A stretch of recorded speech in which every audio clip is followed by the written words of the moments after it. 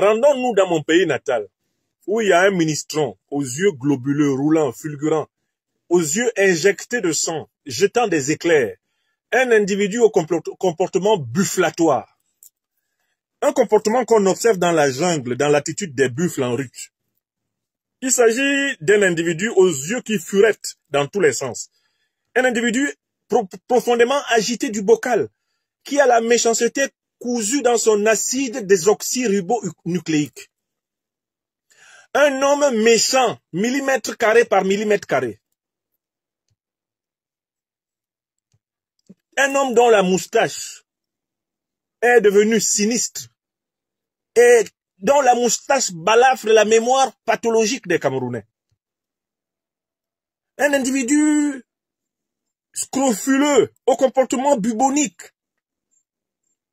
Un individu aux exhalaisons méphitiques, au projet méphistophélique. Un individu chez qui la méchanceté est amphigurique. Cet individu est une tache dans l'espace, dans la mémoire, dans l'histoire du Cameroun. Un malheur incarné.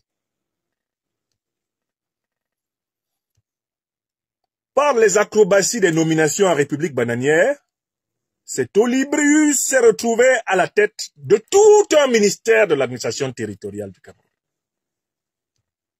Oh malheur! Malheur à la cité dont les princes sont des voyous. Le Cameroun, pays capturé par le colonialisme français et livré à des suppôts, sans colonne vertébrale, qui ne voulait pas son indépendance totale, s'est retrouvé à avoir comme ministre des gens qui n'auraient même pas mérité, dans un pays normal, de compter parmi les plantons du ministère.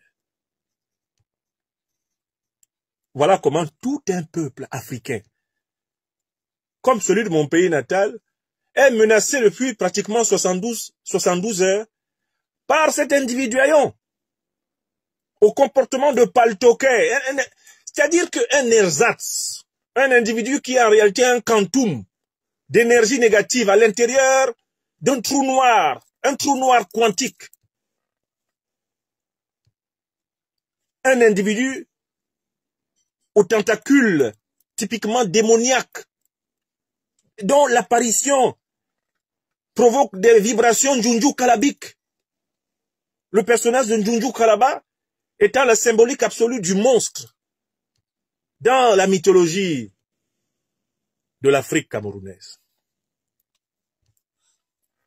Pauvre pays, quand une telle mocheté morale se retrouve à la tête de l'administration territoriale, c'est une immense tache de pu qui s'étale sur 475 000 km².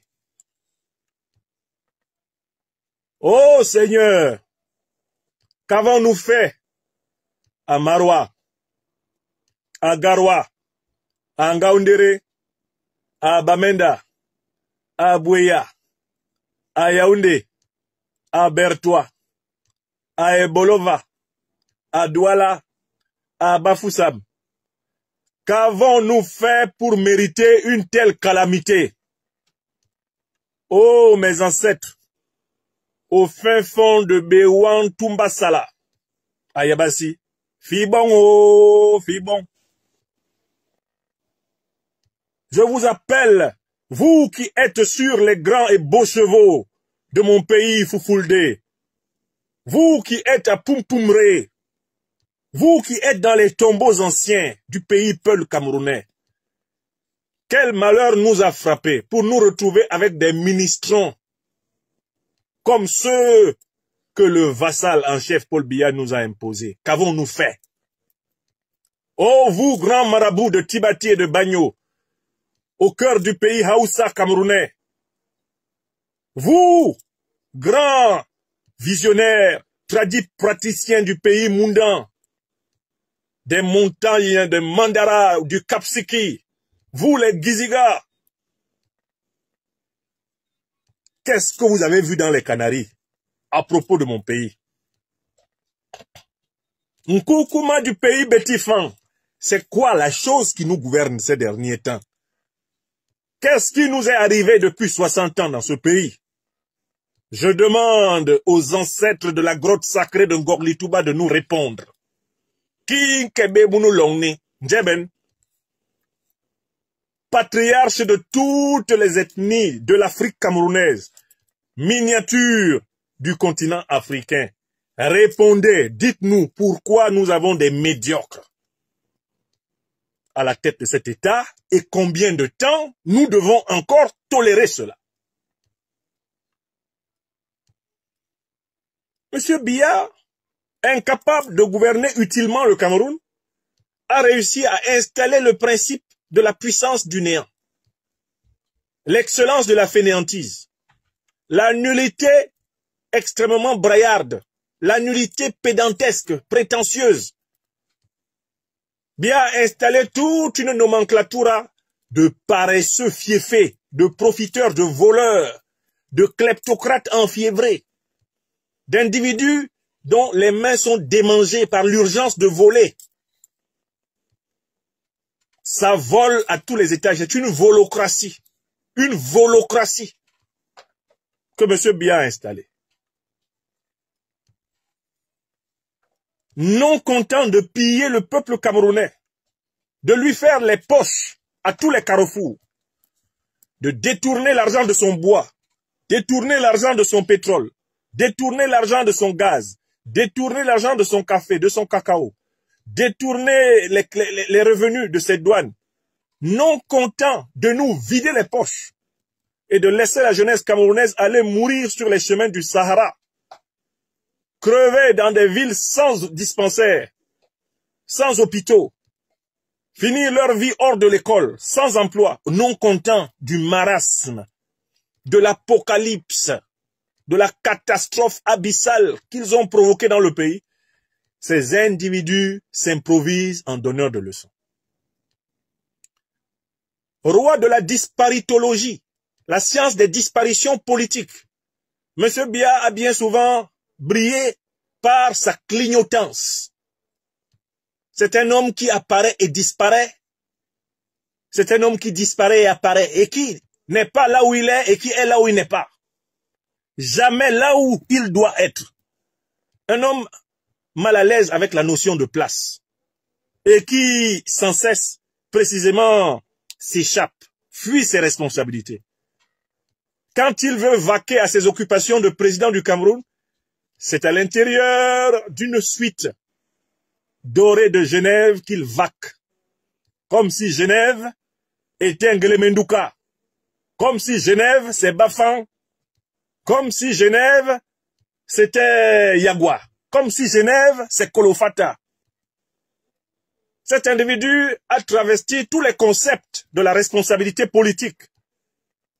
Et quand les Camerounais daignent lui dire de les libérer, c'est-à-dire de leur épargner sa présence inutile, il y a un ministron qui sort pour interdire aux Camerounais de parler. Ce ministron, je vous ai dit, c'est une moustache démoniaque qui défraie la chronique de l'espace médiatico-politique camerounais depuis plusieurs années. Nous l'avons appelé Atanga Goebbels Ndji. Atanga Goebbels Ndji. Donc, il y a 3 jours, il a interdit aux Camerounais de commenter de près ou de loin l'état de bonne ou de mauvaise santé ou l'état de mort éventuel de M. Biya. C'est interdit. Atanga Ndji a mis un nouveau budget avec une police spéciale qui va se promener partout au Cameroun pour savoir ce que les gens disent dans les bars, ce que les gens disent au travail, ce que le pousseur dit derrière son pouce-pouce. Atanga Ndji a même payé des gens qui vont maintenant surveiller à l'entrée des toilettes, des WC, pour savoir ce que les gens disent quand ils sont assis sur leur pot de chiottes. Atanga Ndji rêve de restaurer ce que le philosophe Hobbes a appelé le panopticon, c'est-à-dire une position à partir de laquelle il peut regarder tout le monde sans que personne ne le voie. Bref, Atanga Ndji veut remplacer l'État par l'œil de Dieu, ou plutôt l'œil de Dieu par celui de l'État. L'État barbare, néocolonial, l'État sans foi ni loi, eh bien, du Cameroun, ce Paul Biya.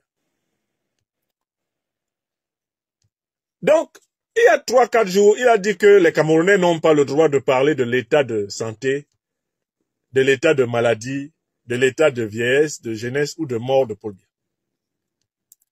Comme les Camerounais sont fatigués d'être arrêtés et envoyés en prison, brutalisés, tués, tabassés par la soldatesque barbaresque de la biacratie. Ceux qui savent qu'ils sont à côté du coup de marteau de Atangandji, n'est-ce pas, ils se sont tués. C'est ce qu'on appelle chez nous au Cameroun le hope eye. C'est-à-dire que on appelle ça hope eye. C'est-à-dire qu'on te stoppe et on te menace à vue d'œil. Dans la langue pidgin camerounaise, Atangandji croit être capable de faire le hope eye à tout le Cameroun. Tout un gros pays de pratiquement 30 millions de gens. Lui tout seul, avec sa moustache hirsute, il croit avoir fait le hope eye. Mais il allait plus loin. Il a menacé tous les Camerounais qui sont au Cameroun et il a menacé tous les Camerounais de l'étranger que lui va critiquer, parler de l'état de santé de Paul Biya sera assimilé à un crime. Personnellement, moi je ne voulais pas parler de ça parce que l'état de santé de Paul Biya ne m'intéresse pas. Je réitère ma thèse, que Paul Biya soit mort, qu'il soit vivant ou qu'il soit dans le coma, lui en tant qu'individu ne m'intéresse pas. Ce qui m'intéresse, c'est que le peuple camerounais recouvre son entière souveraineté. Souveraineté militaire, souveraineté économique, souveraineté politique et souveraineté spirituelle. Je me bats pour les 4 souverainetés des Africains. Et c'est l'objectif au Cameroun. Que ce soit une armée au service du peuple camerounais que nous ayons. Que ce soit un système économique en faveur du peuple camerounais que nous ayons. Que ce soit des dirigeants choisis librement, souverainement par le peuple camerounais que nous ayons. Et enfin que les institutions, la vie camerounaise s'inspire de la tradition africaine multimillénaire. Car les Camerounais, comme tous les autres Africains, sont tous d'abord des Africains, avant d'être de telle ou telle ethnie. Des Africains. Vous pouvez les appeler des Kémétiens, des Kémétiou. Nous sommes de la même civilisation. Et c'est dans cette panafricanité originelle que nous devons aller inscrire notre citoyenneté en Afrique. Voilà l'objectif. Mais comme Atangandji menace mon peuple, comme il menace les Camerounais, et que je fais partie des Camerounais qui n'ont jamais fermé leur bouche quand quelqu'un menace, même quand j'étais au Cameroun, je parle.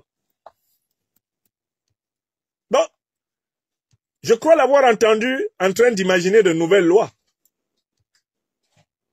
Je l'ai entendu en train d'imaginer de nouvelles lois là. Bientôt, il va signer un décret. Donc, je vais lui proposer quelques décrets qu'il peut rapidement faire signer pour être encore plus ridicule qu'il n'est. Proposition, monsieur Atangandji, vous êtes ministre de l'administration quoi là, territoriale, non? Signez un décret pour interdire aux Camerounais de rire sans permission. Et créer une nouvelle attestation qui s'appelle permission de le LPP, laisser rire provisoirement. LRP. Créer une attestation qui va s'appeler LRP, laisser rire provisoirement. Autorisation provisoire de rire. Dites-nous où on va trouver ça. Profitez-en pour voler encore l'argent des Camerounais en mettant un timbre dessus. Mettez un timbre de 500 parce que vraiment, même 500 là, c'est difficile à trouver au Cameroun pour beaucoup de gens. Mettez un thème, même si vous voulez qu'on achète ça beaucoup, mettez un thème de 100 francs. Les Camerounais vont s'arrêter. Quelqu'un a 100 francs, il achète son autorisation de rire. Vous pouvez aussi mettre le nombre d'heures de l'autorisation. Bon, ça c'est la première chose. Deuxième autorisation. Bon, Atangandji, de toute façon, il y a un truc que les Camerounais s'en vont chercher sans demander l'autorisation. Profitez-en pour aider les Camerounais à maîtriser leur comportement. L'autorisation de boire une bière. C'est-à-dire que quand tu as l'argent, Atangandji, il faut mettre en place une attestation qui dit que on est autorisé à... Il y a un nombre de bières qu'on doit avoir le droit de boire au Cameroun. Et c'est le ministère de l'administration territoriale qui délivre. Donc, par exemple, quand c'est un militant sardinat du RDPC, vous lui donnez le droit de boire, par exemple, 3 bières. Mais quand c'est un militant, c'est quelqu'un qui n'est pas un sardinat du RDPC, lui, il a droit à une demi-bière. D'autres membres n'ont pas droit à la bière. Créez un ministère des autorisations de boire. Et comment on va appeler le papier là? Vous allez mettre peut-être même un timbre de 100 francs ou 200 dessus. Autorisation de boire. ADB. Créez un nouveau papier. ADB, c'est vous qui délivrez à Atangandji. On peut toujours continuer, non? La population du Cameroun est jeune, à pratiquement 60-70%. On va créer un troisième papier pour que le ministre de l'administration territoriale se sente puissant. Bon, quand un Camerounais veut se marier et qu'il veut essayer de séduire une femme qu'il veut épouser pour ramener à la maison, ou quand une femme se sent à l'âge de trouver un mari, bon, il faut créer quelque chose qu'on peut appeler autorisation de séduire. Bon, on va appeler ça ADS, autorisation de séduire. Tu mets 100 francs de taxes dessus. Le timbre de ça va coûter 100 francs. Ça va vous permettre de voler encore. On continue à Tangandji. Une quatrième idée d'autorisation. Oui, autorisation d'approcher un bâtiment d'État. Puisque de toute façon, vous avez peur du peuple camerounais maintenant. Tout Camerounais est un danger potentiel pour vous. Il faut créer un nouveau timbre, 100 francs, 150, autorisation d'approcher les bâtiments d'État. Donc, A, B, T. Donc, il faut créer.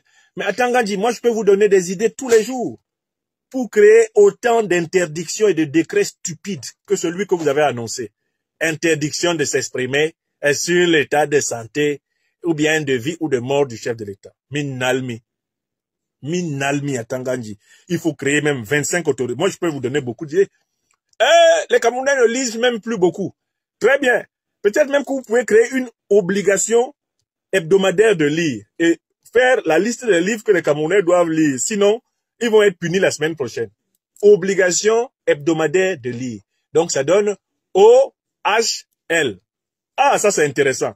Mais à Tangandji, je peux m'asseoir, je peux vous donner 100 formulaires de nouvelles autorisations qui doivent inspirer vos décrets.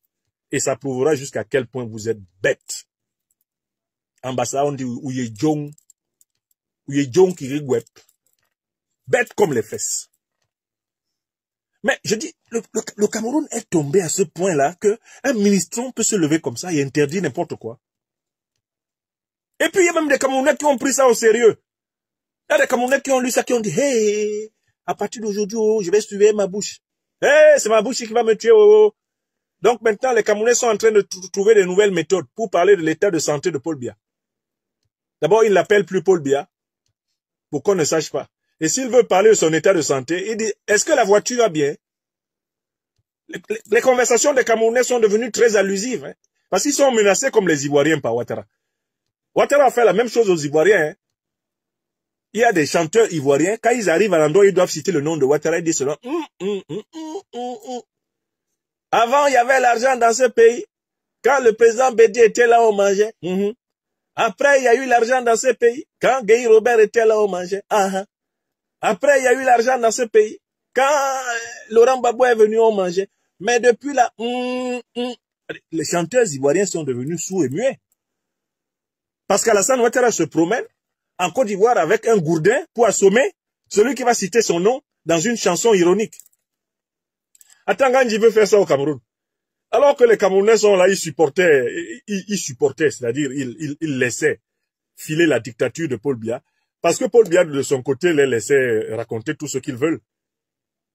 Atangandji dit aux Camerounais que la seule liberté qu'ils ont, celle de la déblatération au bar, là, la liberté qu'ils ont autour d'un match des lions indomptables, de dire n'importe quoi.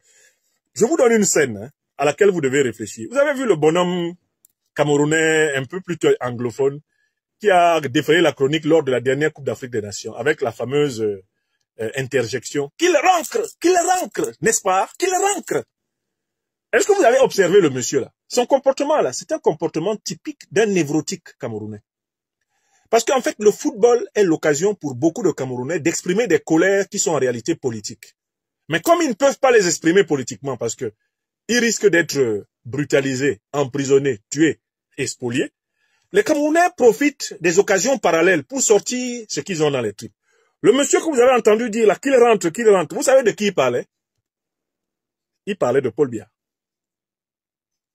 La colère que le monsieur là avait envers le coach portugais, c'est ce qu'on appelle un transfert en psychanalyse. Il a fait un transfert. C'est toute la colère que les Camerounais ont envers le système pourri mis en place par la dictature de Paul Biya. C'est cette colère qui s'exprime à travers leur petite colère déviée sur les gens. Certes, le coach avait peut-être fait un très mauvais classement, le match n'était pas bon du tout, mais la manière dont le gars l'a crié, qu'il rancre. Moi, je l'ai regardé, je dis, C'est pas du coach blanc qu'il parle. Il parle de Paul Biya. Et il est en train de dire implicitement que Paul Biya dégage, que les Camerounais ont trop consenti de sacrifices, qu'ils en ont marre du cafouillage de la gabégie. Il est plus facile à un Camerounais de dire ça sur un coach de l'équipe nationale, d'origine étrangère. Mais en réalité, les autres Camerounais qui l'écoutent savent qu'il parle de Paul Biya. Donc maintenant au Cameroun, quand quelqu'un veut dire que est-ce que Paul Biya est vivant, ils disent mais ta voiture marche bien. Eh, Fouda, ça va? Kamga, c'est comment non? Eh, mon frère Fouda, et ta voiture va bien? Ou bien c'est en panne? Ou bien c'est foutu fini comme ça? Voilà les conversations qu'il y a au Cameroun. Hein. Les Camerounais sont en train de rédiger le code du contournement de l'interdit. J'entends des conversations bizarres des Camerounais maintenant. Hein. Et il monte derrière le Ben Sekiner. Il dit, hey, pardon, hein, conduis doucement. Je ne vais pas partir avec quelqu'un. Est-ce qu'il a dit le nom de quelqu'un? Il est monté derrière le Ben Sekine. Il dit au Ben Sekiner, conduis doucement, oh, je ne veux pas partir avec quelqu'un. Quel est le quelqu'un qui est en train de partir? C'est pas dans sa bouche que tu vas manger ton piment. L'autre revient chez lui. Habituellement, quand il rentrait chez lui, il ouvre la télé, il voit la tête de Paul Biya qui passe, il disait des jurons, des saletés, etc. Maintenant, il ne peut plus dire ça parce que il peut y avoir un espion qui va aller raconter ça aux gens d'Atangandji. Donc, quand il rentre chez lui, il voit la tête de Paul Biya, il dit, hey, c'est pas possible. Je suis sûr que aujourd'hui encore, le poisson sera trop pimenté. Non, c'est pas. Mais je vous ai toujours dit que je déteste. Qu'est-ce que vous avez préparé dans cette maison? C'est pas du poisson qu'il parle, hein. C'est le type qui est à la télé, là. Donc, les Camerounais sont en train de créer tellement de codes que bientôt, si vous n'avez pas les clés d'interprétation, vous n'allez plus comprendre ce que les gens se disent. Les gens sont en train de créer une nouvelle langue pour contourner les interdictions absurdes d'Atangandji. Parce qu'ils ne peuvent pas dire librement et tranquillement, je m'en fous, qu'il soit vivant, qu'il soit mort ou dans le coma. Je veux que mon peuple reprenne entièrement sa souveraineté. Quand tu as dit ça, il faut mieux pas être à côté d'Atangandji. Parce qu'Atangandji se promène avec un gros gourdin planté de clous pour t'assommer. Voilà où en est le pays. Des bandits qui braquent un peuple. Et le problème de ce peuple, c'est qu'il ne se rend pas compte qu'il est plus puissant que ces bandits. Il y a 30 millions de Camerounais.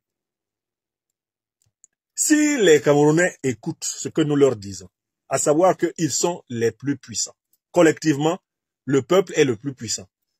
Mais ils font une mobilisation de 3, 4, 5 millions. Mais 1 million même seulement de Camerounais sortent, le régime l'a fui. À Tangandji, que vous voyez avec ses mollets là. Ouattara a sauté une barrière de 6 mètres. Alassane Dramane Ouattara a fait une détente. Il a réussi à traverser une barrière presque 6 mètres. Il s'est retrouvé chez l'ambassadeur d'Allemagne. À l'époque, il avait pratiquement 60 ans. Hein, parce que c'était gâté. À Tangandji, que vous voyez avec ses gros yeux là, si ça chauffe, il va courir plus que tout. Je dis, mais il va même courir plus que des jeunes gens de 30 ans. Pourquoi? Parce que, en réalité, pour le moment, par le tribalisme, par la corruption, par la violence intimidatoire, il bloque les Camerounais. Et les Camerounais croient vraiment qu'ils sont tellement puissants qu'ils ne sont pas en mesure de perdre le bras de fer. Mais pour perdre le bras de fer, il faut juste que les Camerounais sortent des enclos tribaux dans lesquels Biya les a placés. Si le peuple camerounais se conçoit comme un peuple africain, s'il se regarde comme un peuple africain, du nord au sud, de l'est à l'ouest, en passant par le centre, si les Camerounais se regardent tous ensemble comme des Africains, à l'unisson, ils mettent fin à la dictature et ils instaurent un régime de souveraineté, de prospérité et de dignité. Donc, il faut que cette démarche soit faite dans le Cameroun. Au lieu de passer le temps à trembler devant des faux types comme l'individu bubonique d'Atangandji, il faut que le Camerounais, la Camerounaise s'habitue à se regarder mutuellement comme des Africains. Ça doit se passer en chacun d'entre nous. Tu dois regarder ton concitoyen, ton voisin camerounais, tu dois le regarder comme un Africain. Et il doit te regarder de la même façon. Nous sommes des Africains. C'est-à-dire que nous sommes issus de la même civilisation. Et nous avons vocation à avoir un destin commun sur la terre. C'est ce regard-là qui va nous rendre collectivement plus puissants que les bandits qui tiennent le pays en otage. Parce qu'ils tiennent le pays en otage puisque nous nous regardons réciproquement en utilisant les catégories tribales que le colon a inscrites dans notre mental. Tu regardes ton voisin en disant c'est un Bami. Ton voisin te regarde en disant c'est un Bassa. Mais en réalité, Bami, Bassa, là, ça renvoie à l'Afrique. Oui, il est Bami, oui, tu es Bassa, mais vous êtes tous africains. Ce qui vous unit dépasse ce qui vous oppose. Vous êtes d'abord tous africains. Vous venez tous de la grande civilisation négro-africaine de Kemet. Vous êtes tous issus du même tronc civilisationnel. D'accord? Non, ce n'est pas possible que tu regardes ton voisin. Ah, lui c'est un Peul, lui c'est un Haoussa. Oui, il est Peul, Haoussa, mais ce sont des Africains comme toi. Tu es Beti Boulou, les Beti Boulou sont des Africains, comme les Bamileke le sont, comme les Bassa le sont, comme les Douala le sont. Arrêtez de répéter la dictée des manipulateurs du RDPC. Arrêtez de répéter la dictée des manipulateurs colons français, britanniques, des manipulateurs de l'ethnicité, qui ont fait que les Camerounais, en réalité, se font maltraiter individuellement parce qu'ils ne sont pas capables de réagir collectivement, puisqu'ils ne se perçoivent pas comme le même peuple. C'est là-dessus que nous, on doit travailler. Les Africains doivent travailler à transformer leur regard sur eux-mêmes. Tu as construit une maison à Douala. Ton voisin à droite, toi tu es, je sais pas, Bassa, ton voisin à droite est Bamileke, l'autre voisin est Beti. Mais vous êtes tous Africains. Ici, en France, les mêmes Camerounais là, ils ont des maisons là. Ils vivent avec des Polonais, des Congolais. Ils vivent avec des Allemands, des Belges, des Italiens. Il n'y a pas de problème. Pourquoi il n'y a pas de problème? Mais parce que tout le monde respecte ici les principes de la citoyenneté européenne. Les règles de la citoyenneté européenne prévalent sur la vie de la collectivité. Et voilà pourquoi l'Europe est un espace plus ou moins intégré, suffisamment intégré. Parce qu'ils se perçoivent tous ici en Europe comme des citoyens européens. Il n'y a que les Africains qui ont la bêtise de regarder leurs voisins. Celui dont le village est à moins de 150 ou 200 kilomètres de chez eux. Ils le regardent comme plus étranger qu'un Italien. Et ils sont eux-mêmes regardés comme plus étrangers qu'un Espagnol peut l'être.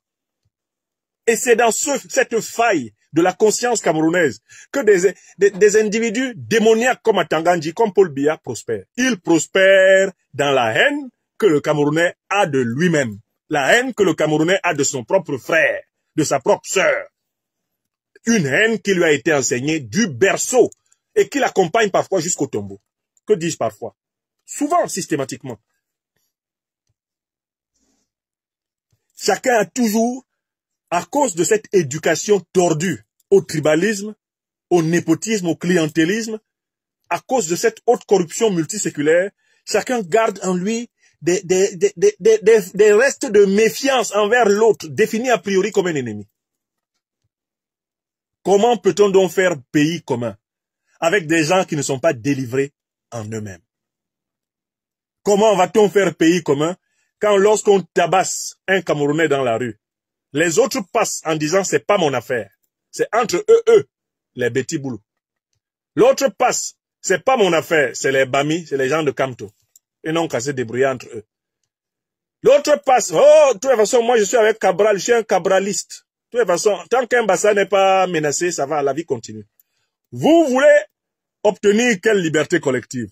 Avec des individus prisonniers de leurs filets mentaux. Des filets mentaux élaborés par le colonialisme, le néocolonialisme et le despotisme. Qu'est-ce que nous pouvons obtenir avec ça? Rien. Et du coup, les Camerounais en sont condamnés chacun à essayer de dribbler, passer entre les gouttes. On a interdit, il faut que je trouve une manière de parler qu'on ne sache pas que c'est moi. Je veux voir grandir mes enfants. Tu dois au contraire transformer ta perception de toi-même et ta perception de tes frères.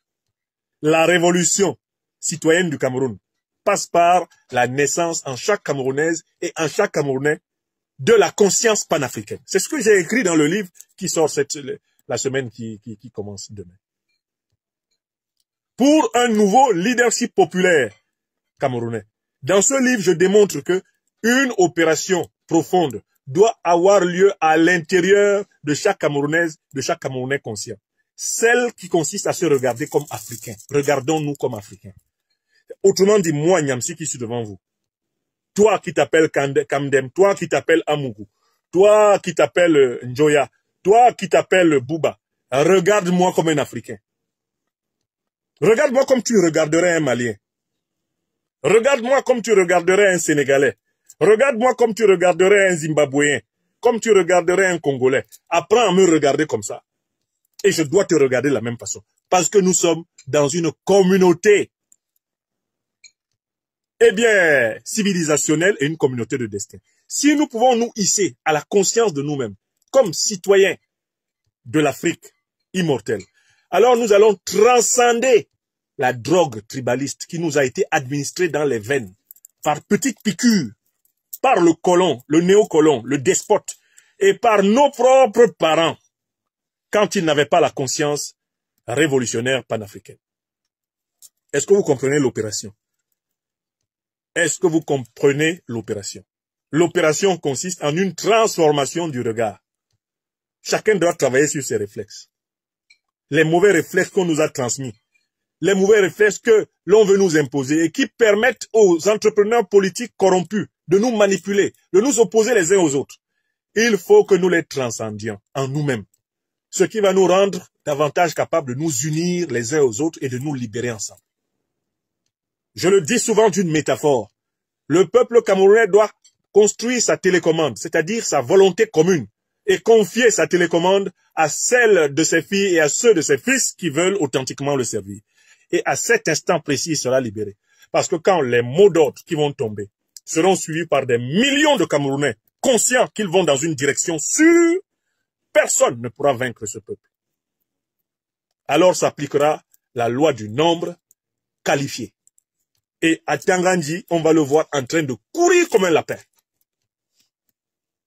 Il va courir se cacher dans les ambassades à Yaoundé. Et sortir dans la malle arrière d'un véhicule pour fuir le Cameroun. Mais oui! C'est ce qu'ils vont tous faire. Chacun a déjà son itinéraire de fuite. Quand on va dire, don't bat Fonkolo, tous ces gars que vous voyez là, ils vont se réfugier dans les ambassades. Ils ont des passeports qui sont déjà prêts. Chacun sait là où il va dépêmer. Fiaou, fiaou, fiaou, fiaou. Celui qui n'est pas chanceux, que les Camerounais le croisent en chemin, Balor Pékin. Oui! Je suis en train de vous dire. Donc, en fait, les Camerounais pensent que la libération du Cameroun de la dictature va venir de l'extérieur. Ça ne viendra jamais de l'extérieur. Personne ne nous libérera collectivement au Cameroun. La libération est toujours d'abord un acte intérieur. Elle commence par s'opérer dans ta tête. Toi qui me regardes. Dans ma tête, moi qui te parle. À partir du moment où je te regarde comme mon semblable, comme membre d'une communauté historique, à partir du moment où toi, qui es un Peul du Cameroun, un Haoussa du Cameroun, un Bamileke du Cameroun, un Bassa du Cameroun, un Boulou du Cameroun, un Ewondo, tout ce que vous voulez, quel que soit ton ethnie, un Anglais, un Bamenda, un Bakweri, tu es tout ce que tu veux, tu es un Douala, etc. Je te regarde comme un Africain. À partir de ce moment-là, nous pouvons ensemble libérer le Cameroun et nous pouvons libérer l'Afrique.